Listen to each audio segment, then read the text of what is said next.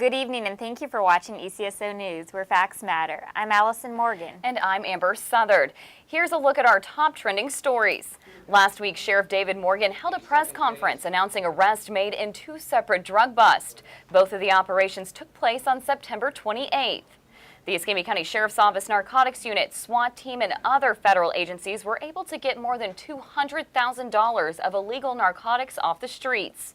In the first case, Ronald Greyholver, Gary Stadelmeyer, and Kevin McLemore were all arrested on several drug-related charges. A search warrant of a home in the 1000 block of Chandeli Lake Drive revealed bath salts, prescription pills, hallucinogenic mushrooms, anabolic steroids, and the first ever pill press confiscated by ECSO deputies. The pill press was being used to manufacture pills containing bath salts that mimicked the design of the prescription pill Xanax. And that's the danger when you're disguising a pill. So you're selling it on the street, and again, if you're a user, you think you're getting a Xanax, and now you're ingesting something that will have a totally opposite effect of Xanax. Getting away from just the fact that you're killing yourself, you're a tremendous danger to our community. And that's been, broadly in the news. I mean, it's hideous to consider that someone would, eat someone's face. That's the effects of these drugs. In the second operation, Dorico Leonard was arrested and charged with drug trafficking and possession of a firearm by a convicted felon.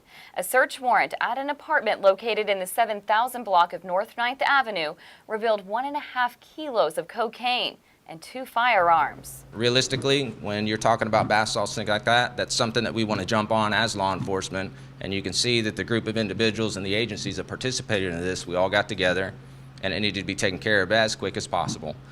Including the cocaine case. I mean, you're talking about 1.5 kilos. We need to get that off the street. Our job is to get the distributors. Arrested for throwing rocks over a bridge. On October 3rd, the Escambia County Sheriff's Office received a report about juveniles throwing rocks over the I-10 and Halifax Railroad tracks. The rocks were hitting passing vehicles on the westbound lane of I-10. An ECSO deputy went to the scene and saw 3 juveniles throwing the rocks onto the highway. The 3 juveniles were arrested for throwing deadly missiles and criminal mischief. 8 victims reported their vehicles being struck by the rocks. If you think you may have been a victim, contact the ECSO at 436-9620. And here at the Escambia County Sheriff's Office, deputies are constantly training. That's why we decided to give you an inside look at some of the courses.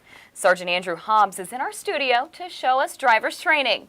Now, Sergeant Hobbs, I heard our photographer Stacy Richter might have got a little more than he bargained for shooting this story. That's right, Amber. Stacy actually sat in back of one of the vehicles that I was practicing the pit maneuver on. We always try to prepare for any situation our deputies could encounter. The Florida Department of Law Enforcement mandates we receive 40 hours of training annually. But we go beyond those state mandate hours here at the ECSO and train for an additional 40 hours, like our driver's training course. This is something we've added along with the state, above what the state requires. We want our drivers to be well equipped, well informed, and well trained on driving, because they spend most of their day inside a vehicle. That's their office, that's their station, and driving around looking for clues to what's happening around you, distracted driving, stuff like that. That's the stuff we concentrate on here. We talk about it in the classroom, then we take them out here and they show us what they learned, and they show us that they can do it. The course is broken up into 2 sections. The first section is the defensive driving. We're doing defensive driving. It's a course where we put our deputies through normal driving habits and then throw something different, seeing how they react, making sure they understand the physical dynamics of their vehicle, where it could go, how much brake, threshold braking, turning in the apex, just the common basic stuff of driving, defensive driving. The second section is our pit maneuvers. That's where Stacy learned how to hang on. 2 cars are used. The first car is our suspect vehicle. The second is a patrol car. In this scenario, Stacy's in the suspect vehicle. I use my patrol car to stop his vehicle from driving away, ending the pursuit. Driver's training is done biannually, is incorporated with all the other training we do here at ECSO. Reporting from the studio, Sergeant Andrew Hobbs, ECSO News. What an incredible show of support. The Northwest Florida LEO wives were up bright and early last Saturday. They painted the graffiti bridge blue to show their appreciation for the LEOs. Thank you for your support. We had a great turnout at Friday's Coffee with a Cop event. The event was held on National Coffee with a Cop Day at Maynard's Donut Company. Coffee with a Cop events are great opportunities for Escambia County deputies and community members to come together in an informal, neutral space to discuss community issues, build relationships, and drink coffee. Thank you to all who came out.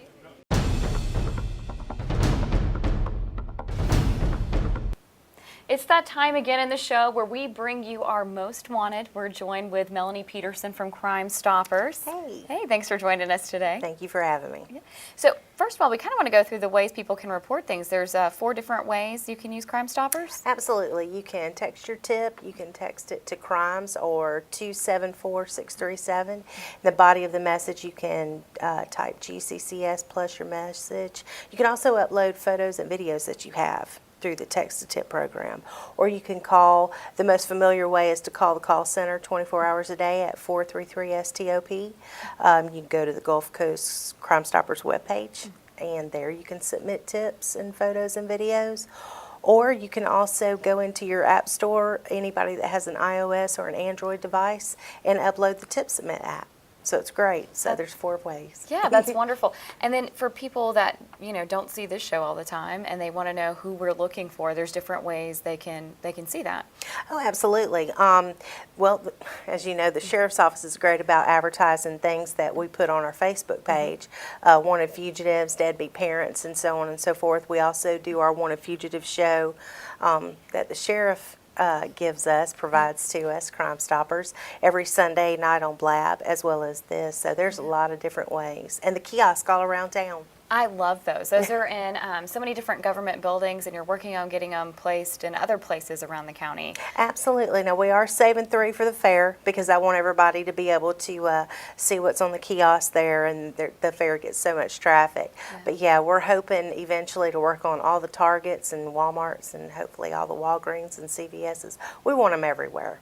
Absolutely. So this is going to be something new to see them at the fair. This is something Crime Stoppers has never done before, correct? Absolutely. And what we want to do is, like I said, we're trying to really focus on our wanted fugitives that we have out there, things that are going on within the community. We also want to remind people of all our cold cases that we have, homicides that need to be solved, that we're just not getting any leads in. So anything that can help us get the bad guys off the street or get some closure to some of these homicides or cold case solved, that would be wonderful.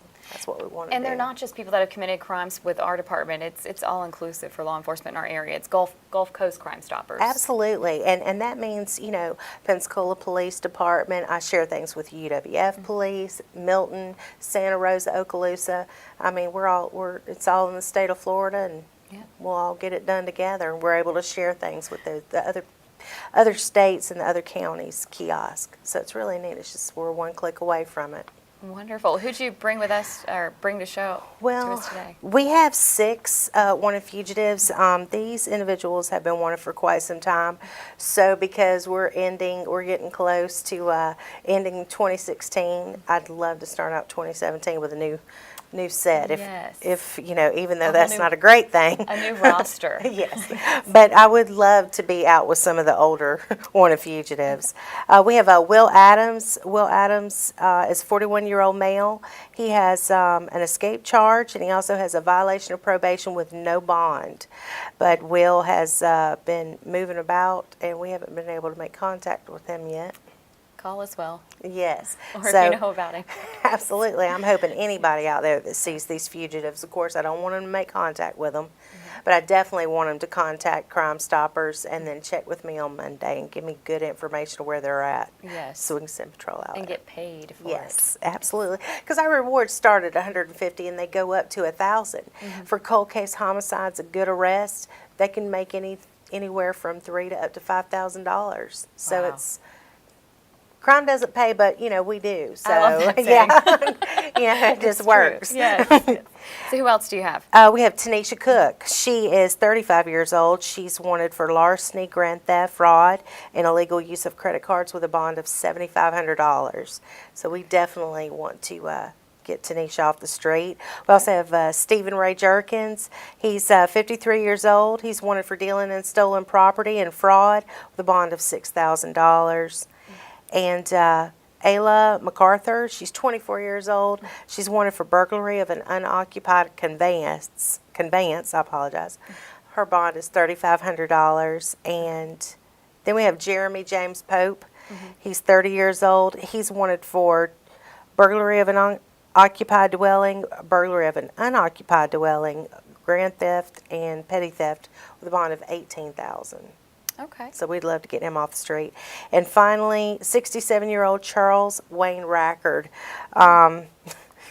Charles has a driving while license suspended, and he has a bond of $6,000, which tells me it's not his first charge, not his first time. So. He's not new to driving there with no license. Absolutely, and he's probably contributing to the reason why our car insurance is so high.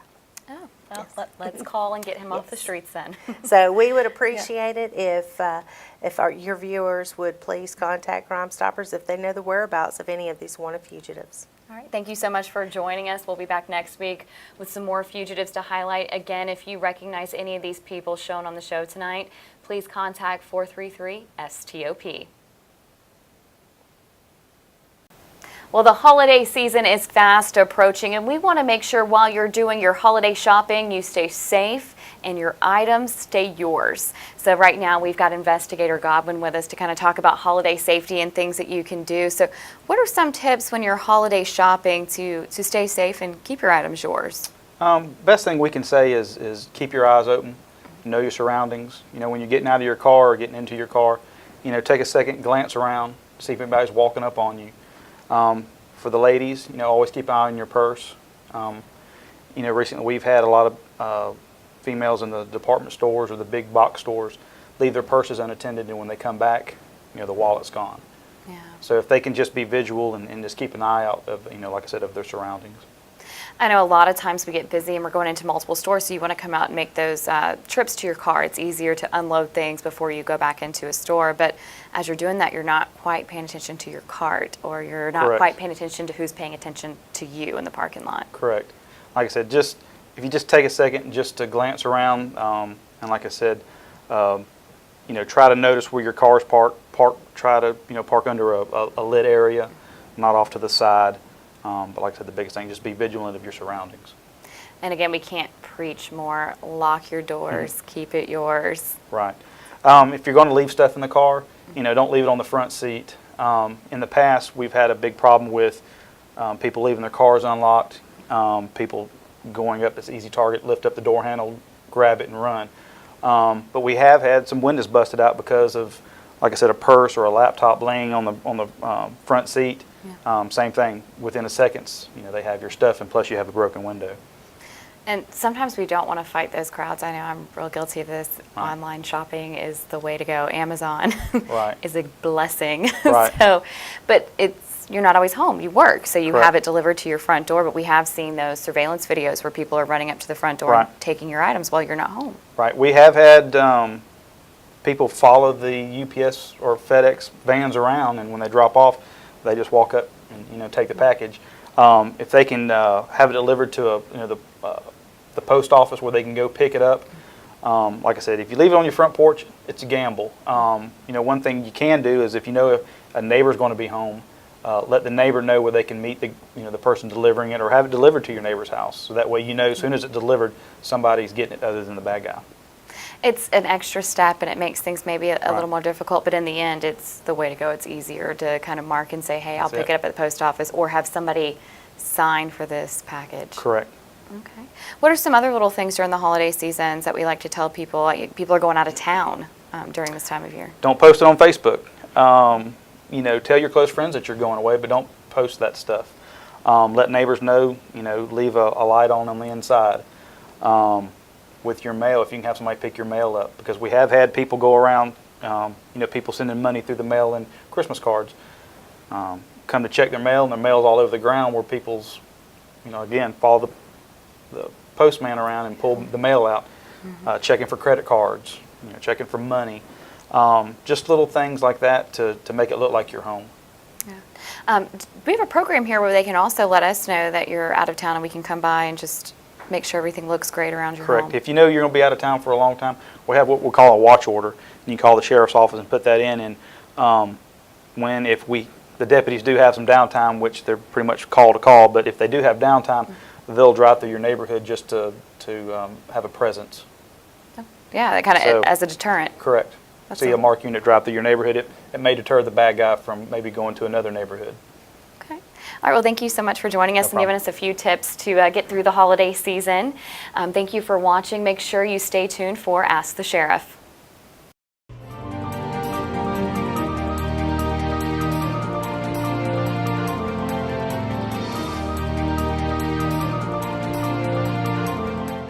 I'm Escambia County Sheriff David Morgan, and thank you for watching Ask the Sheriff. This is your chance to ask me any questions you want answered about the ECSO. Our team hits the streets again, and here are some of the questions you asked. So I heard about the move over law, and it's kind of like not super clear on like what's like the other vehicles other than regular emergency vehicles you're supposed to like move out of the way for. Can you think you can kind of explain that to me a little bit? Donald, the move over law has to do with for the safety of our public safety officials. It applies not only to law enforcement but also to ambulances. I believe tow vehicles also. You know, they have the yellow amber lights to EMS when they're responding, and that again is a personnel safety issue, or in law enforcement, of course, an officer safety issue, where if it is a dual lane highway, meaning 2 lanes going one direction, 2 lanes going the other, you're required to go to the outside lane, because many times you'll have an officer, or in this case, most people think of troopers, our Florida Highway Patrol folks when they think of this, and you're required to go to the farthest lane away from the officer. And that's an officer safety issue, to give them enough latitude where they're walking from their car to the car that they have stopped, and that's to preclude officers being, again, struck by vehicles. Now, you have to do that, of course, safely. You know, you can't just, you know, obviously turn into the left-hand lane into the flow of traffic, but you're required to slow and again go into the farthest lane that you can go through. If it's not a 4-lane, obviously you can't, you know, do that. So you would have to slow down and safely proceed around the officer. We haven't had, again, many complaints about that specific law. You know, our officers, you know, don't write that many speeding tickets, if you will, especially out on the interstates where it's the most dangerous for people like the Florida Highway Patrol. Someone has a good dog, can they make donations to the canine unit? Justin, we do accept dogs. They have to meet certain criteria and parameters. They have to be at least a quarter German Shepherd. We do that because of the intelligence of the breed. We don't like purebreds because, as you may or may not be aware, purebred German Shepherds have a congenital defect in their hips. And so it's the life of the dog and the amount of time that we can work an animal in law enforcement before we have to retire them, because their hips go out on them. So purebreds go out much quicker.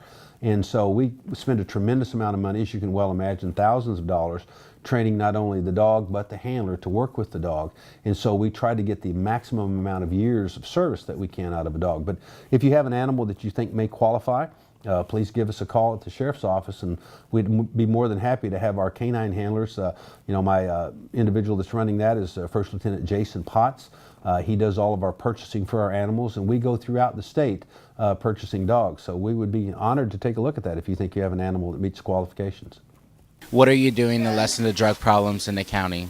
Jose asked, what are we doing to lessen the drug problems in the county? Well, Jose, this is an ongoing activity at the Escambia County Sheriff's Office, as with all the things that we do in law enforcement. But specifically in the area of drugs, I will tell you, our focus is tremendously so on that. Why? Because of its what's referred to as debilitating effect on our entire community. It affects every strata in Escambia County, from the very poor to the very affluent. And as I've said many times, you know, drugs kill people and destroys our families and the very fabric of our society. We work very closely with all other law enforcement agencies in Escambia County, both local at the PPD level and federal. You know, our Drug Enforcement Administration, the U.S. Marshal Service, the ATF, which gets involved with firearms, which all too often are involved in drug activity. But I will tell you that, you know, we hear so many times that, you know, drug users, that's a low-level crime. Nothing could be farther from the truth. If you're a drug user, you're in an aberrant lifestyle that does not allow you to lead a normal lifestyle, meaning, you know, I've never met a successful drug user. So if you're a habitual user of drugs, what occurs is you can't get up on time, you can't go to work, and so you will slowly but surely drift into a criminal lifestyle. You say, how?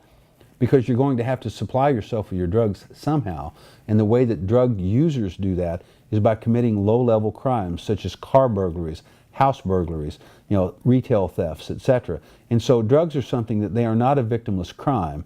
And in our fervor to change many of the Florida criminal statutes and criminal justice system to make it fairer, we have a lot of folks that believe that drug users are nonviolent offenders that we should not incarcerate. Well, those nonviolent offenders commit a lot of crime in our community, which are economic in nature as opposed to violent, but it harms our community nonetheless. The focus of narcotics and its suppression and elimination in our community is something that we do every day. Does the sheriff's office have text to 911, and if not, will we ever get it? Hi, Anthony. The question is 911 text, to report a crime. Crime Stoppers currently has that app that allows you to not only text them to Crime Stoppers, but you can also send a video, and it's of course anonymously, to them.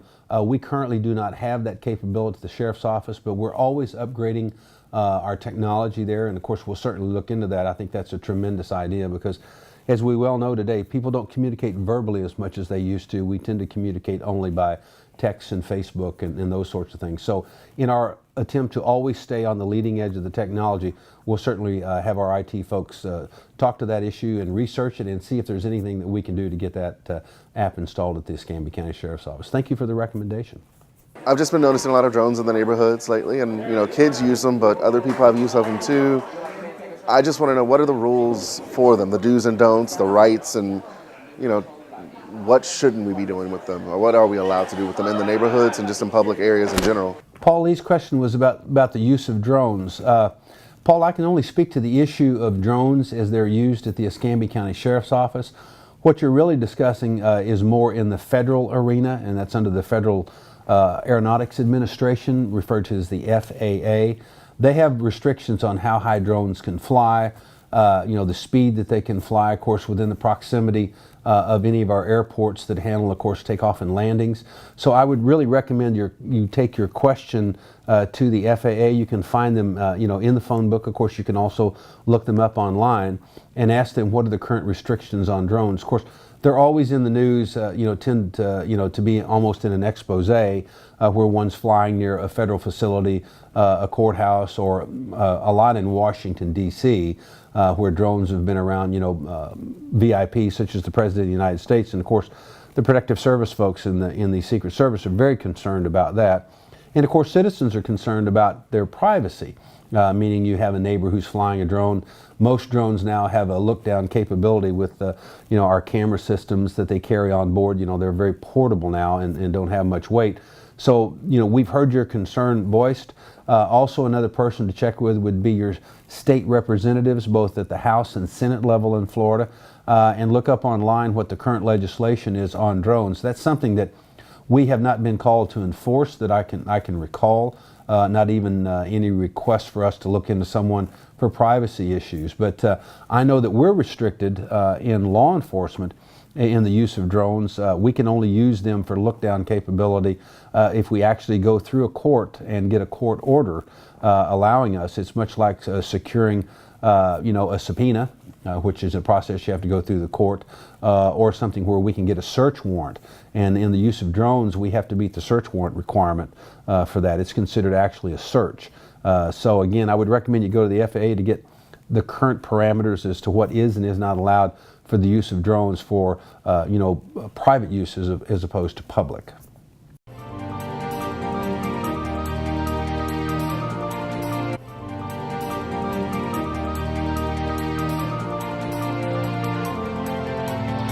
Well, thank you, Abraham, for that question. All officers prior to hiring go through a battery of background and psychological tests. The background includes a polygraph, and then of course there also is what's referred to as the MMPI, which is the Minnesota Multiphasic Personality Inventory, which officers take. And of course, when we have a serious incident involving officers, which is traumatic, we have a psychologist that is on contract with the Escambia County Sheriff's Office.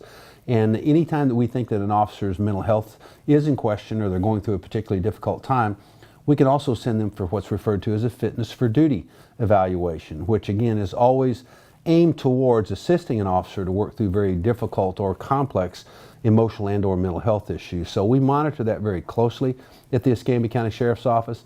We depend upon citizens, our supervisors, first and second level supervisors, to help us make those determinations. But anytime an officer, their mental health is in question, meaning that they're normally outgoing and gregarious and they go very silent and monosyllabic, they won't communicate with anyone, then that's reason for us to ask an officer, is everything okay at home? How's the stress of the job, etc.